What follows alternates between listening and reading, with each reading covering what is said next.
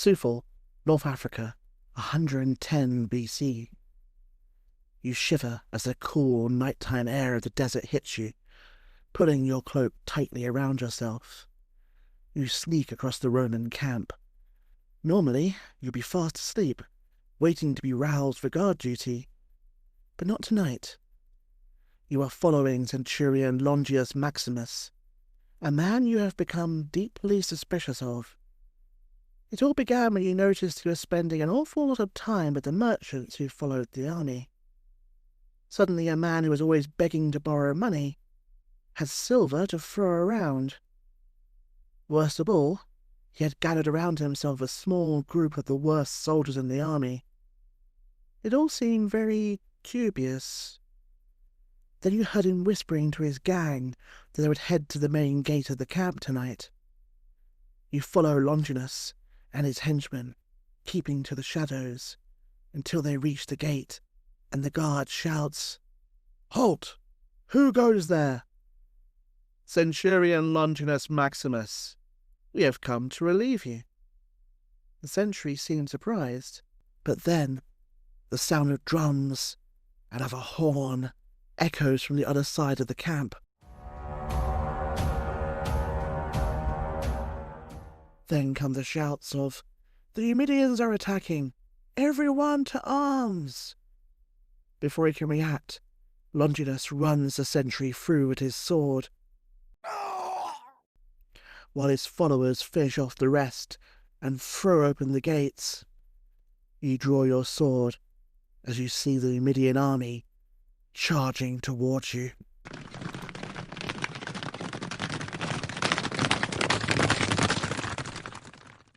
I'm your host, James Barton. Welcome to Forgotten Wars. This country is at war with Germany. Today, our armed forces joined our NATO allies in airstrikes against Serbian forces. Eagle 1, first strike, you have permission to engage the target. In the first few hours after our servicemen went to the rescue of young Americans and of democracy in Grenada, Damals uns ausgebildet. Wollen diese 4 Jahre nützen. Hello everyone, welcome to the show. The enemies of ancient Rome tried many different tactics to defeat them, from the ambushes of Arminius to the legendary Parthian cavalry archers who turned the sky black with their arrows. However, Jugurtha, king of Numidia, had the most unique strategy of all. He tried to bribe every Roman he came into contact with, usually with remarkable success. Even the might of the legions proved useless against him, as he showered their politicians, generals, and soldiers with gold. The Romans prided themselves on their ancient virtue, but the antics of Jugurtha were an all too public rebuke that rampant corruption had now infected the state. The Jugurthine War would undermine faith in the Roman Republic, while bringing to prominence ambitious and dangerous men such as Marius and Sulla. The seeds of their great rivalry would be sown in the sands of North Africa, eventually to engulf the state in the first of many civil wars. Rome would regret ever hearing the name Jugurtha. The land, called Numidia in ancient times, was in North Africa, stretching roughly across modern-day Tunisia and Algeria. The tribes that occupied this land were some of the best cavalry in the world, often serving the nearby famous trading city of Carthage as mercenaries. When Carthage and Rome fought the first 2 Punic Wars, Numidian cavalry became a nightmare for the legions on the battlefield. The Romans were a practical people, however. If you can't beat them, persuade them to join your side instead. In the midst of the Second Punic War, the great Numidian king, Massinissa, defected to the Romans and joined Scipio Africanus for the final battle against Hannibal at Zama, dooming their former masters in Carthage. After this, Numidia became an ally of Rome. This is where Jugurtha, lord of the bribe, enters our story. He was the illegitimate nephew of the current king, Micippa, the product of a scandalous extramarital affair. Despite his background, he was highly popular at court among the people. He was described as being blessed with, quote, physical strength, a handsome person, but above all a vigorous intellect, end quote. He was quite the threat to Masippa's 2 sons inheriting his throne.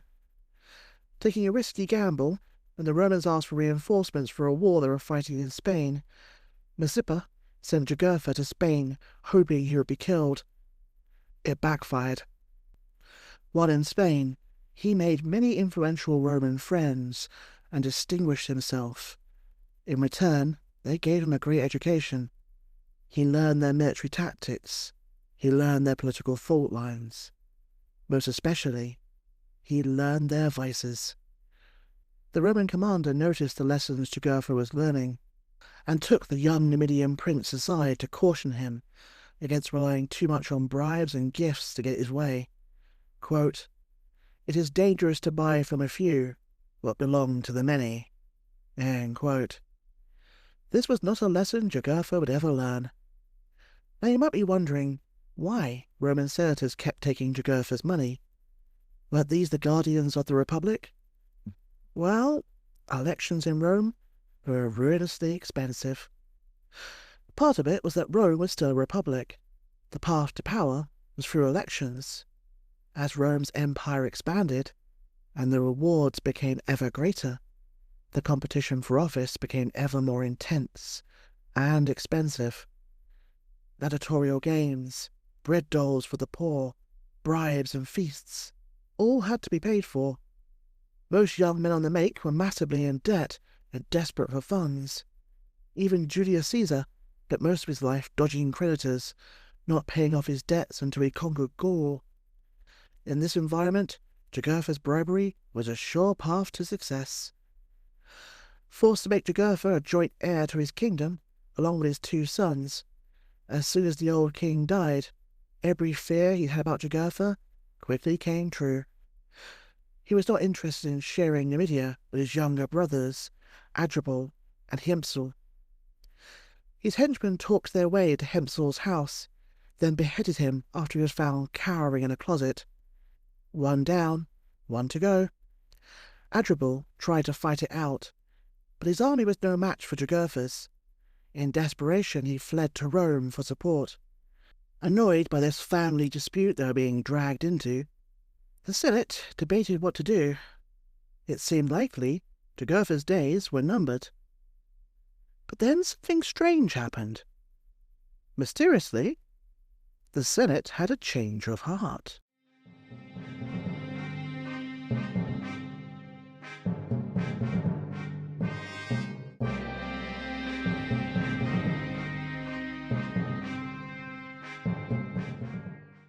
Friends, Romans, countrymen, lend me your ears. The brave and handsome Jugurtha is a friend of Rome, a war hero who has fought with the legions in battle. Let me recount his further great attributes in great detail. You grit your teeth and tune out the old windbag. In all your time in the Senate, you've never seen such a spectacle. The 5th senator to wax lyrical about this Jugurtha. Bribery and gifts have always been part of the Senate, but this is getting out of hand. Rumour has it that wagons of Numidian gold and silver trundle through the city streets at night, on their way to bribe anyone of influence. Your friend, Senator Scarius, can't take it anymore, rising to condemn the obvious corruption. His fiery speech ends when he warns the Senate that such gross corruption would arouse popular resentment. There is a brief silence. Then another senator rises to speak and starts praising Jugurtha. By the gods, you wish you'd never heard of this cursed Numidian. It was decided to let bygones be bygones. It was all just youthful rowdiness. Jugurtha would rule half the kingdom, Adribal the other half. Roman corruption had saved Jugurtha's bacon. As the British have found on multiple occasions, partitioning a country rarely leads to peace. For 3 tense years the brothers ruled their halves of Numidia, despite repeated raids by Jugurtha. Finally, Adribal couldn't take it anymore and raised an army, only for his brother to invade and utterly rout his forces. Besieged in the city of Cirta, Adherbal had one last card to play. Italian merchants and settlers preferred him to his brother. Not only would they help him defend Cirta, they lobbied the Senate to stop Jugurtha. Once again, the Senate showed a remarkable reluctance to rein him in. The first delegation spoke only to Jugurtha, declared him in the right, and went home. After an outcry, another delegation was sent, but again mysteriously bent over backwards to avoid war. Disillusioned with the Senate, the Italian merchants advised Adherbal to surrender. Big mistake. He was arrested and tortured to death. When Jugurthan forces entered Cirta, they took bloody vengeance on everyone in the city. A horrific massacre took place, consuming hundreds of people, including most of the Italian merchants. For the first time, it was Jugurtha who had erred. The massacre of the Italians was something Rome could never forgive. His friends in the Senate certainly tried to save him, using methods very familiar to our own time. They minimized the massacre at Cirta, interrupted anyone who criticized Jugurtha, and gave extra-long speeches so nothing could be resolved. They hadn't reckoned with the common folk of Rome, however, the so-called plebeians or plebs. When news arrived that Italians had been massacred because of their feckless and corrupt Senate, they were outraged. The pressure to do something became unbearable. The situation in Numidia was reawakening an old conflict in Roman society. Very roughly, you had the optimates, who were the old aristocratic elite. They called themselves the boni, or best of men. They wouldn't even spit on the plebs if they were on fire. They wanted the Senate they dominated to be the centre of power in the Republic. They hated novus homos, or new men, on the rise without distinguished pedigree. Rather like how Prime Minister Margaret Thatcher would always be the grocer's daughter to her more aristocratic colleagues. Currently, they are in the ascendant. Their rivals were the populares, who believed in using the power of the plebs to bypass or override the hidebound Senate that stood in their way. They rubbed their hands gleefully as the growing crisis in Numidia discredited the optimates. Jugurtha just decided that more bribes were needed, but he was in for a surprise. His agents were forbidden entry to Rome, and even told to leave Italy. An army was sent to North Africa to end his rule once and for all. Jugurtha, though, was nothing if not resourceful. If he couldn't bribe the Senate, he would bribe the Roman general instead. They didn't fight a single battle. Instead, Jugurtha asked for terms, and was predictably given a slap on the wrist. For a small tribute of, quote, 30 elephants, many cattle and horses, and a small amount of silver, end quote, Rome would recognize Jugurtha as the sole king of Numidia, and everyone could go home. They had underestimated the anger of the plebs, however, as they looked at the Senate and asked, "Is this a joke?" Seeing a chance to get one over on the Senate while furthering his own career, a populare called Gaius Memmius gave a fiery speech condemning the deal, quote, "Men stained with crime, with gory hands, of monstrous greed, guilty, yet at the same time full of pride, who have made honour, reputation, loyalty, in short everything honourable and dishonourable, a source of gain. The Senate's dignity has been prostituted to a ruthless enemy. Your sovereignty has been betrayed. Your country offered for sale at home and abroad." End quote. He demanded Jugurtha be dragged to Italy to testify which senators he had bribed, with full immunity granted to him, so there'd be no reason to refuse. This was the last thing the king of Numidia wanted to do. But, outplayed for once, he headed to Rome. Ever the showman, he made sure to wear humble clothes, without any of the finery he usually wore.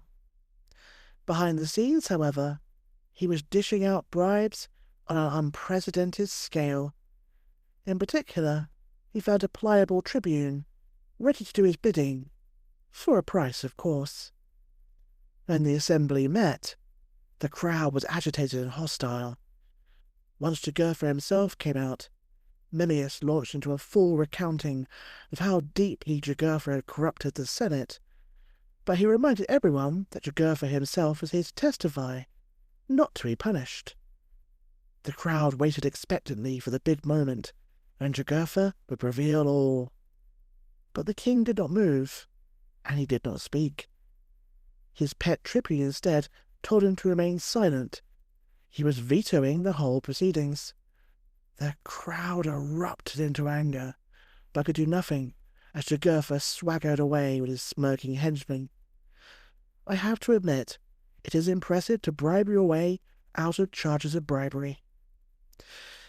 His latest triumph went to his head, though, and he began to get too cocky. Jugurtha's aides arranged with some local street thugs to murder a rival of his who was living in exile in Rome. This wasn't an assassination like in the films, however. It turned into a messy street fight. Outraged with the bloodshed on Roman streets, and with the assassin implicating Jugurtha, calls for his arrest echoed in the Senate. But he had already fled the city. Turning back to look at Rome as it faded over the horizon, he famously declared, quote, "A city for sale, and doomed to speedy destruction if it finds a purchaser." End quote. The war was back on with a vengeance. Consul Spurius Posthumus Albinus was sent to invade Numidia. From the start he began to run into troubles, particularly with the quality of the troops. Training had been neglected, discipline had collapsed, and corruption had set in. Legionaries were openly selling back to Jugurtha the tribute he had previously paid, alongside deserters from the Numidian army. The new general wasn't any better. Albinus was either completely corrupt, incompetent, or a mixture of the two. Sources from the time can't agree. He allowed Jugurtha to lure him into long negotiations that never went anywhere. All the while the clock was ticking towards the end of the campaigning season. Having achieved nothing, not even a single clash with the Numidian army, Albinus went back to Rome. He was anxious to run in the upcoming elections, and left his even worse brother Aulus in charge of the army. To use a Godfather reference, Aulus was the Frido of his family to Albinus's Michael Corleone. He was the screw-up younger brother, desperate to prove himself and always believing he deserved more respect. It was a dangerous temperament for a military commander, and Jugurtha knew just how to play him. A spy mysteriously appeared and informed Aulus that Jugurtha had hidden his treasure in the desert city of Sulla. A possibility of a great victory and a royal treasury to loot dazzled Aulus, and he set out for Sulla. Little did he know that the spy was a double agent. It was all a trap. We have seen little real fighting so far in this conflict, but now that changes.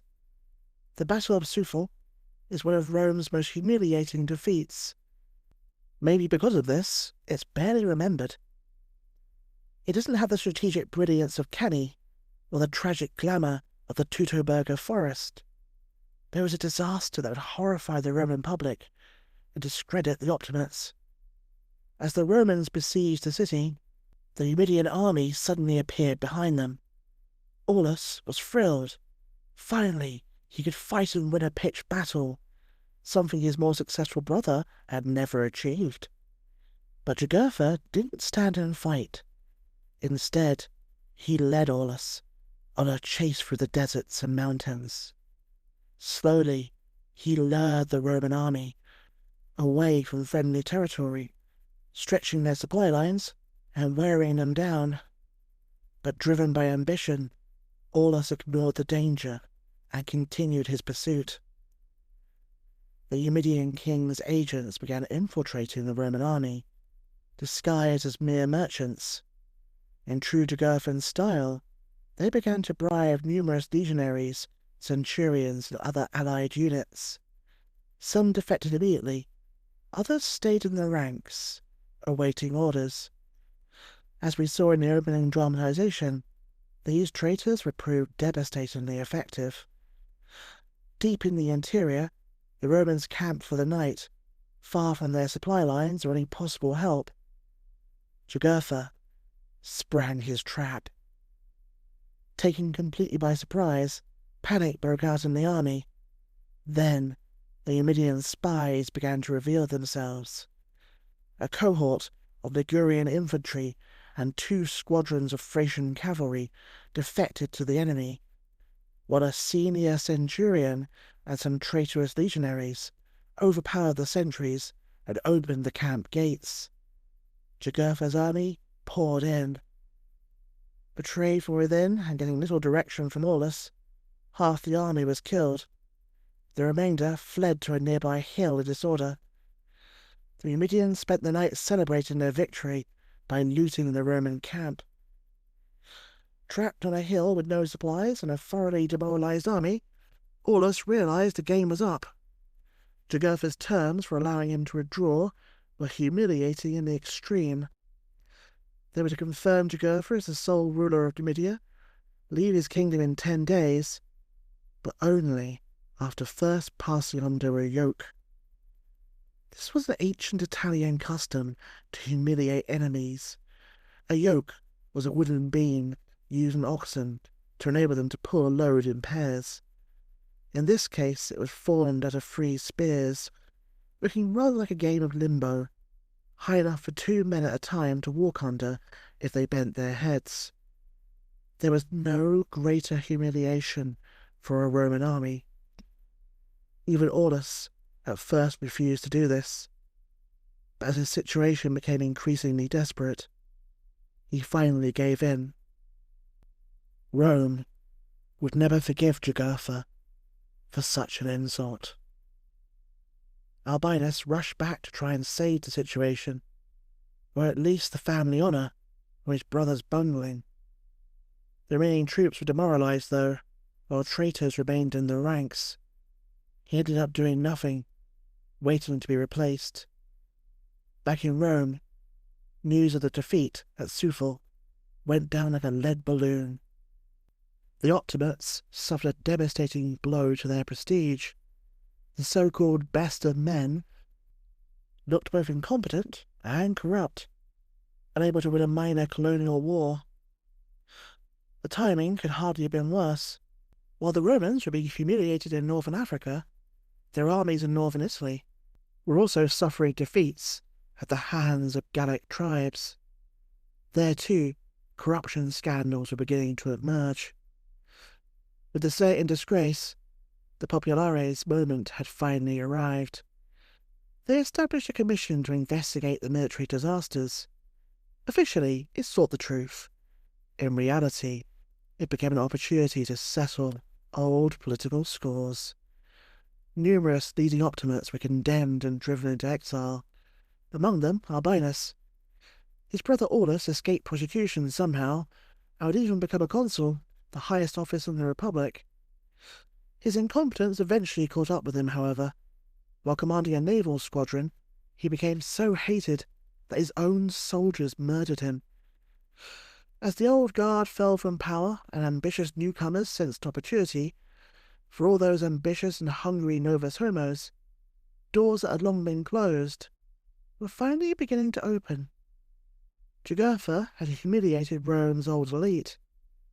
He was about to discover that the men sent to replace them would be far more dangerous.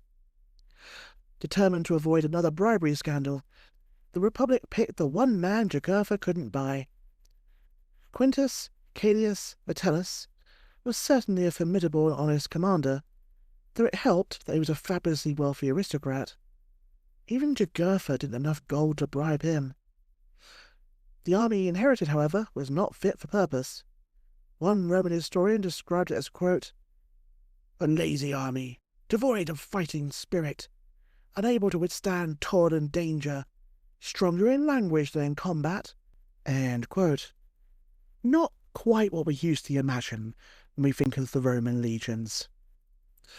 Because of the pitiful state of the army and a shortage of experienced officers, Metellus was forced to bring along a man he didn't really like.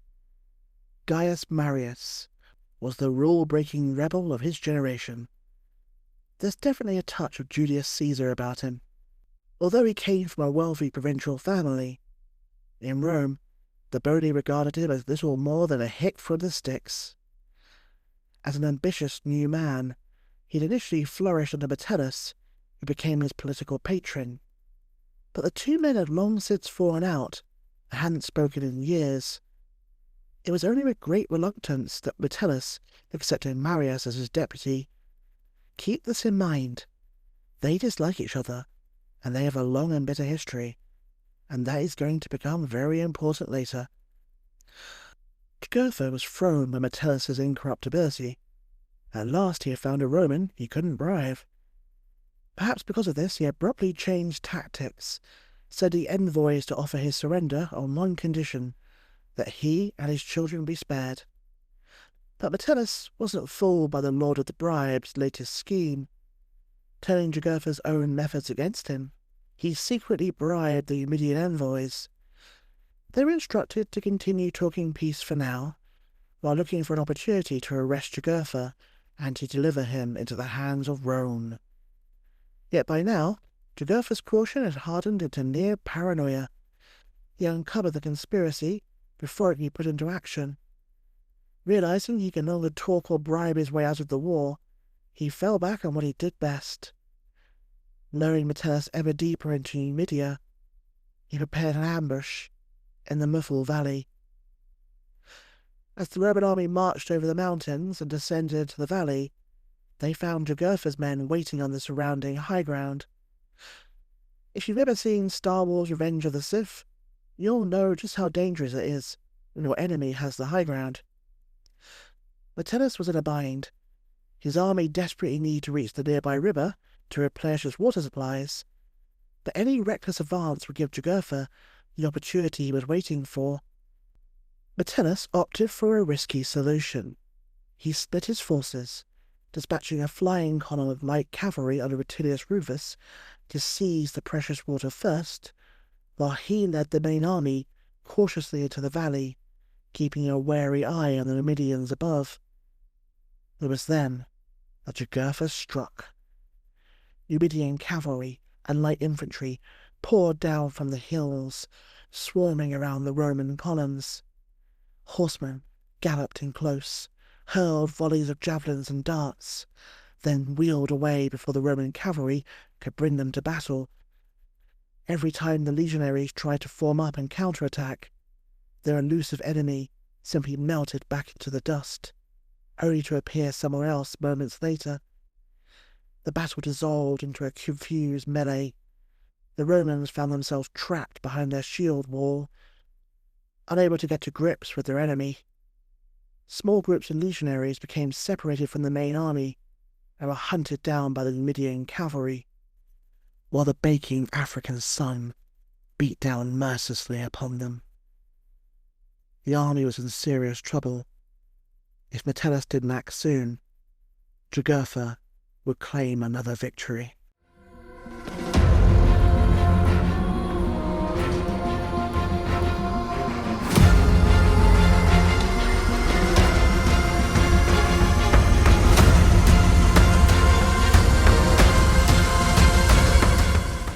Darts slam into your shield as the Numidian cavalry surges forward.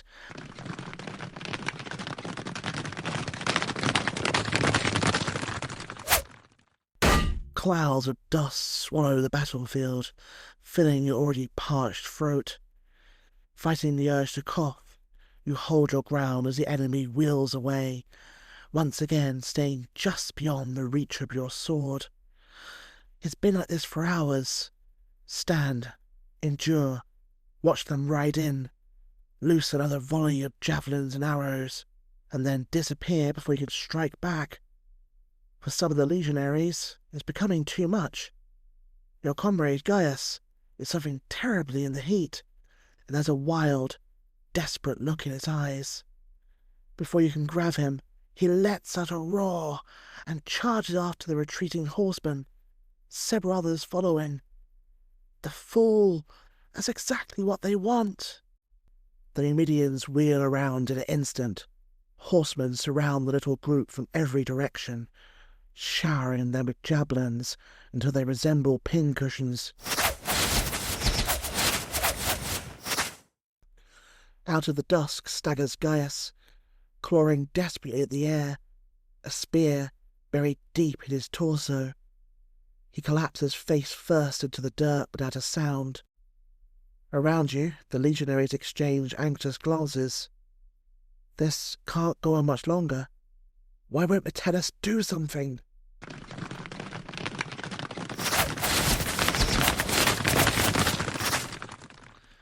It'll be Marius who saved the day. As both sides began to tire, he spotted a weakness in Jugurtha's plan.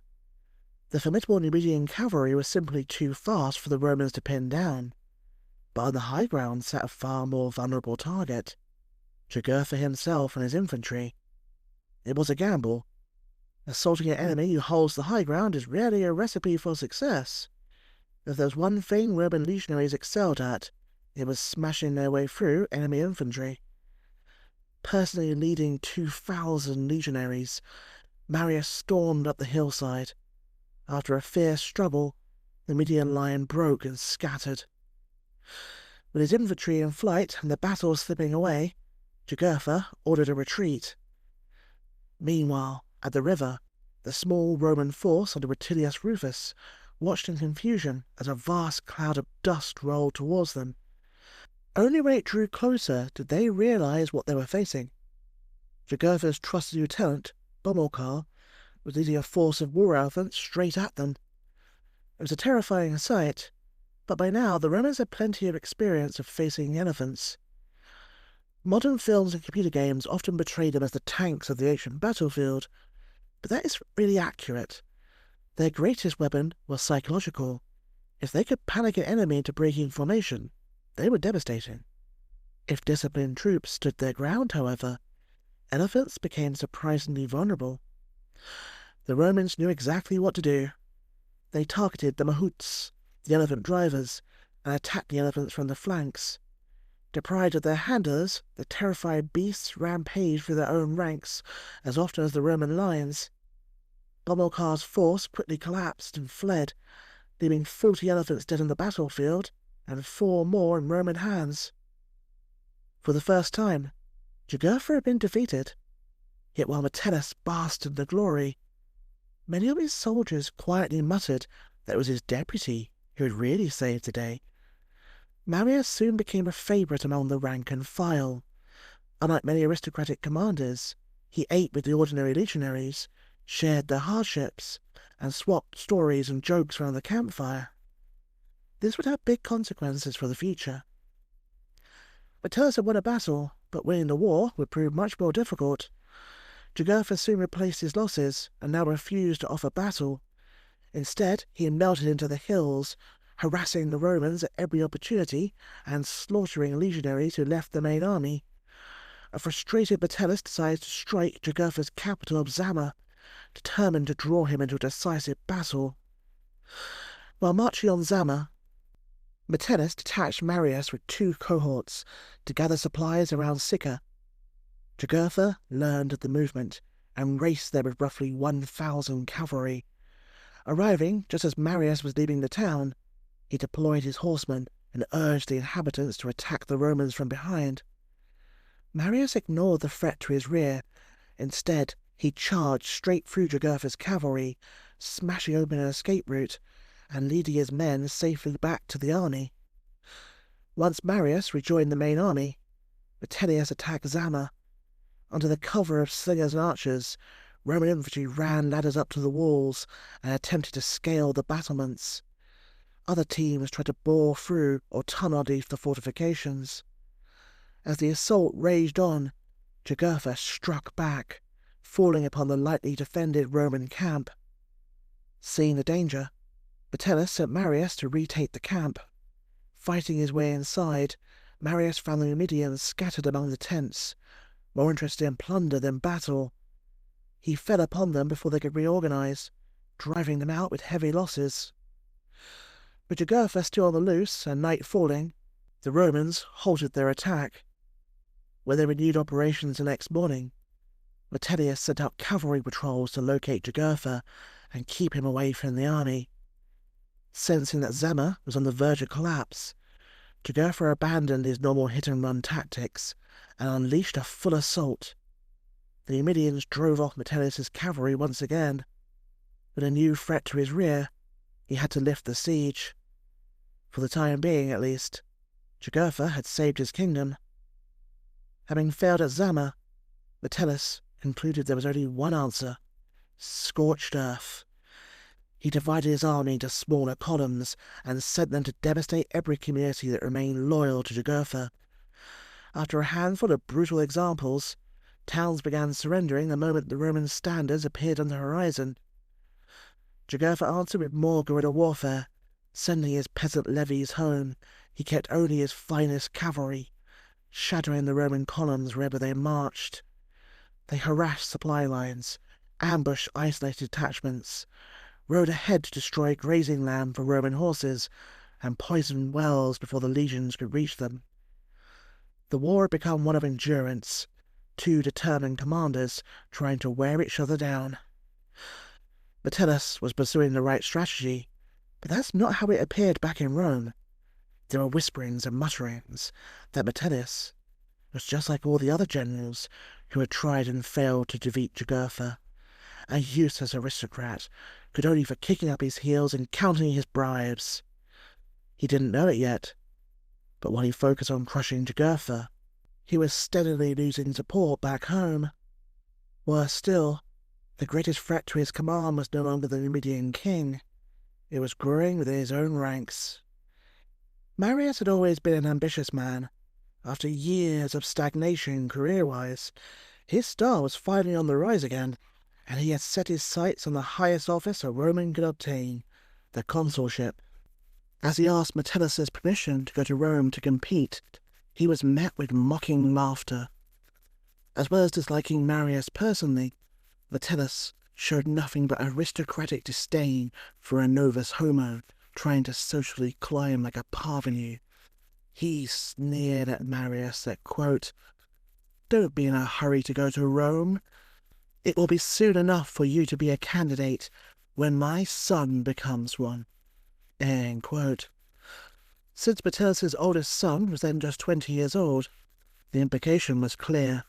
He would never grant Marius' request for leave. The aggrieved Marius now turned all his popularity and political skill towards a single goal: destroying Metellus' reputation back in Rome. He listened to the complaints of the soldiers and merchants that Metellus was dragging his feet, and then casually mentioned that if he were in charge, the war would be over in a matter of weeks. He also curried favour with the remnants of the Numidian royal family that had fled into exile. Another grandson of the long-dead king Messippa, named Gauda, approached Metellus, requesting to be recognised as the rightful king when Jugurtha was finally caught. But Metellus refused to treat the young man with any royal honours, showing him nothing but haughty disdain. Marius tracked down the offended would-be king and promised that he would get the throne if Marius was in charge. Rome was deluged with angry letters from a bewildering array of sources, all condemning Metellus as corrupt, arrogant tyrant who was deliberately prolonging the war to satisfy his own lust for power. While Marius' poison pen campaign began to bear fruit, the war continued to drag on for the Romans.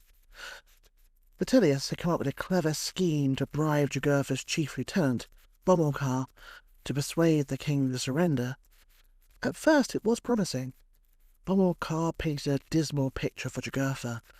The Romans are going to win. The country is in ruins. The people are unhappy. It is time to give up for the good of all Numidia. Coming from such a close friend, Jugurtha relented and resigned himself to defeat.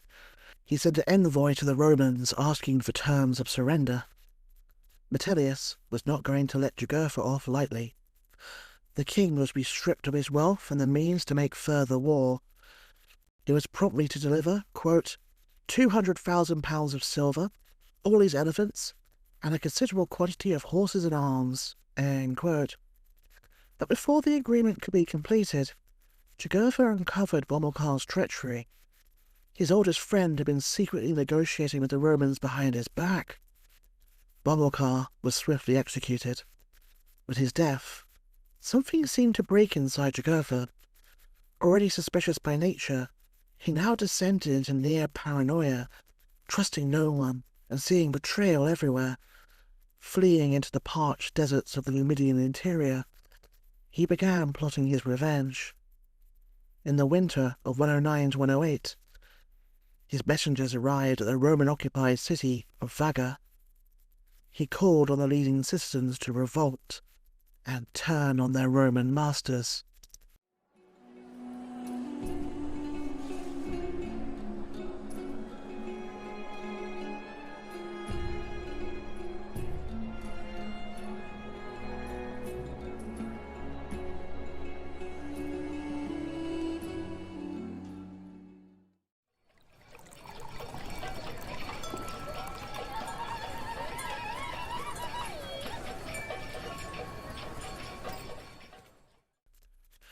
This is the life, you think, as a slave refills your wine cup.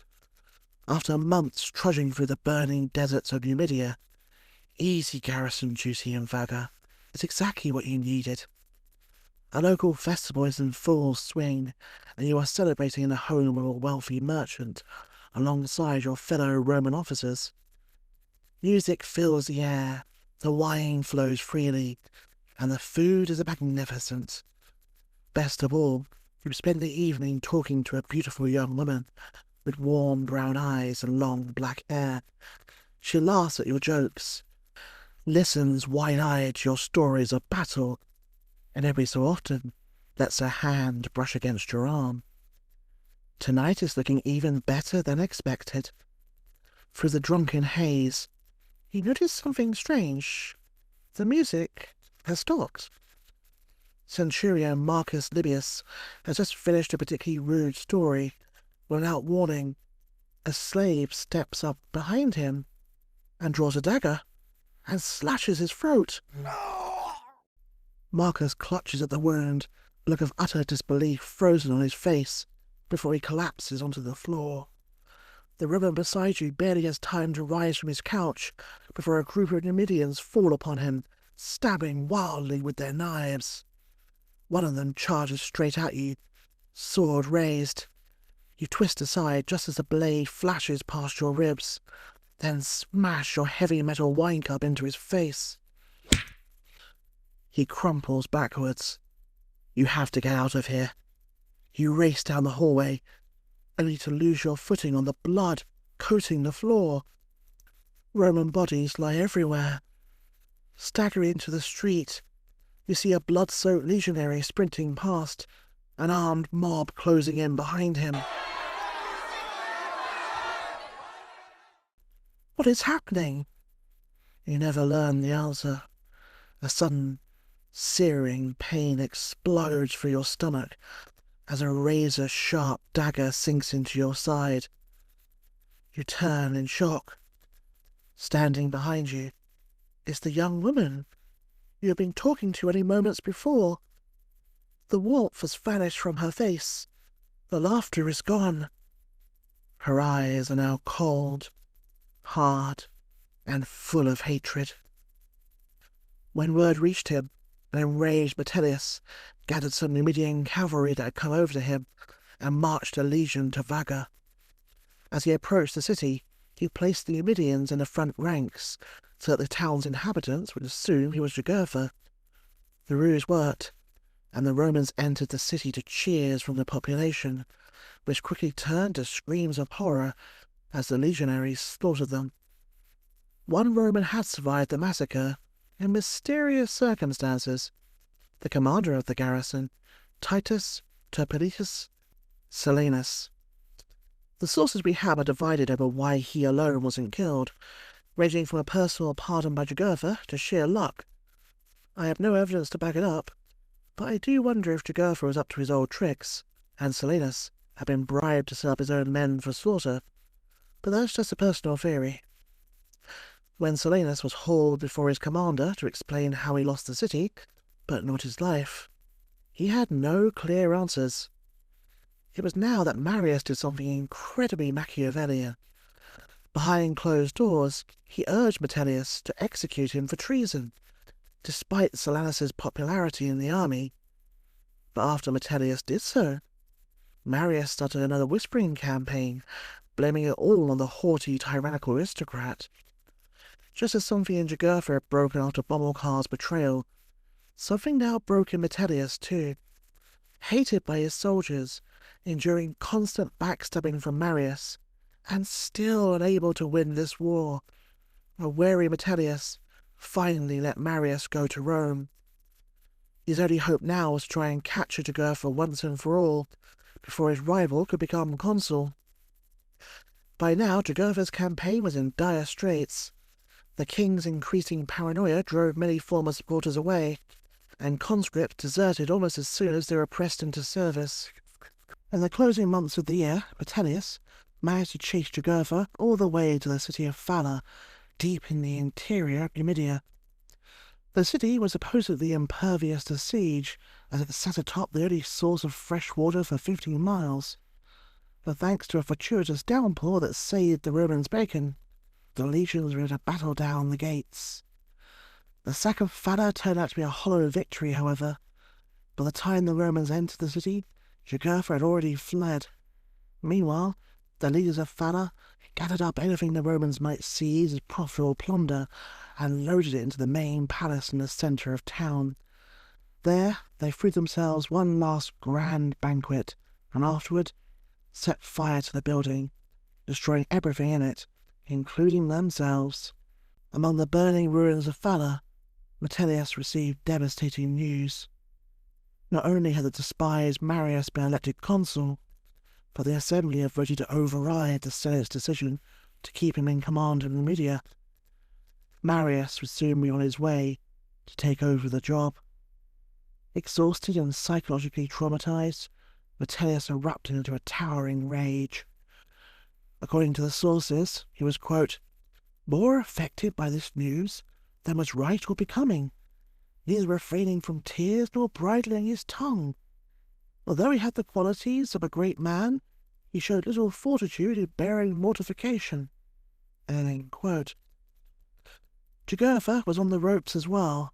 Phala had been his last Numidian stronghold. The lord of the bribe had been driven from his kingdom, and now he fled beyond the realms of Mediterranean civilization to the wild deserts.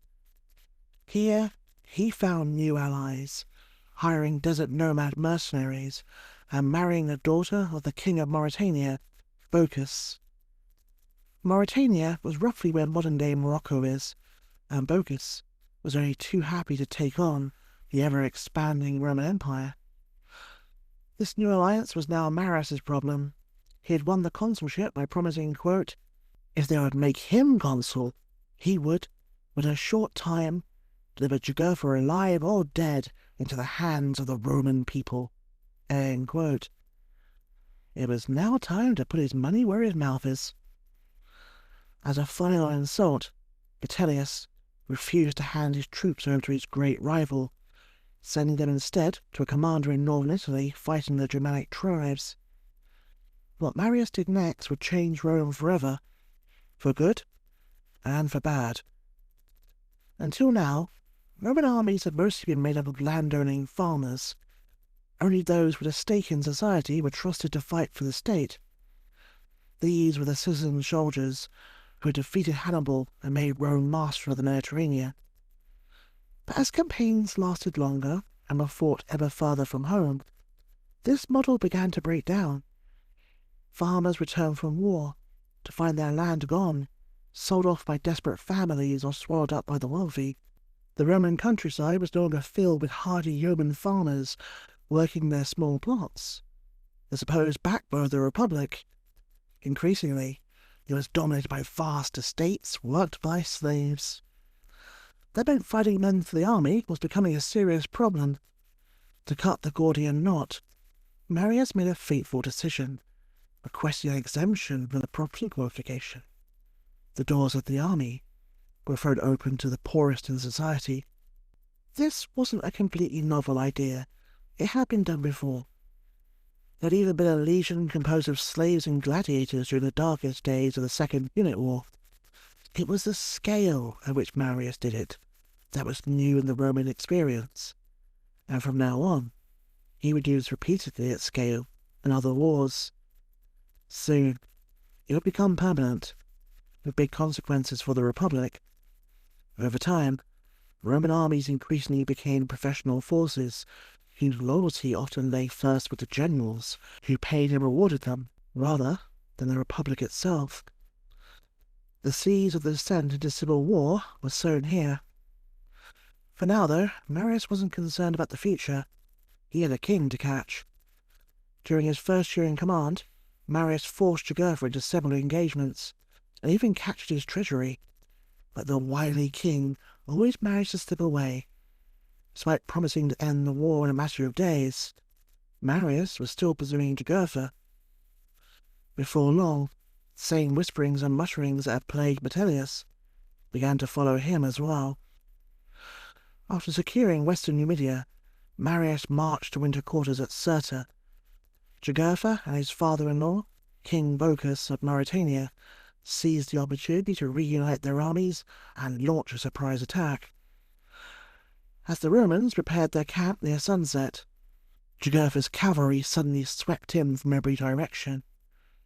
Caught scattered, the legionaries struggled to form up in order, while Marius gathered his cavalry and fought his way back to the camp, gradually restoring order. Believing victory was already theirs, Jugurtha and Bocchus settled down for the night around the Roman position. At first light, Marius seized the initiative. Forming his army in silence, he charged down a hill into the sleeping enemy. The Numidians and Moors were taken completely by surprise. Their camp was overrun, and more of Jugurtha's men were killed than any previous battle of the war. Yet the king was nothing if not resilient. Refusing to admit defeat, he and Bocchus shadowed the Roman army and surrounded it just short of Cirta. The first blow fell on the cavalry, commanded by one of Marius's newest officers, a young aristocrat named Lucius Cornelius Sulla. Although caught off guard, Sulla's horsemen absorbed the attack, quickly reformed, and drove the Numidians back. Jugurtha then hurled his cavalry against the Roman front, while Bocchus struck the rear with his Moors, but the legionaries held firm. Unable to break the Roman line, Jugurtha resorted to deception, spreading rumours that Marius had been killed. For a moment, confusion rippled through the Roman ranks. Then Sulla returned from pursuing the fleeing Numidians and crashed into Bocchus's exposed flank. The Moorish army collapsed.